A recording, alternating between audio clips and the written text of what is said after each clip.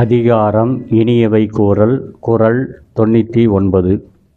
இன்சொல் இனிதீன்றல் காண்பான் எவன்கொலோ வன்சொல் வழங்குவது.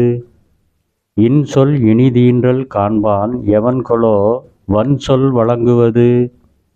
இக்குறளின் விளக்கம்: இனிய சொற்களால் இன்பம் கிடைக்கிறது என்று அறிந்தும், இனிய சொற்களால் இன்பம் கிடைக்கிறது என்று அறிந்தும், அதற்கு பதிலாக வன்மையான சொற்களை வழங்க வேண்டியது எதற்காக?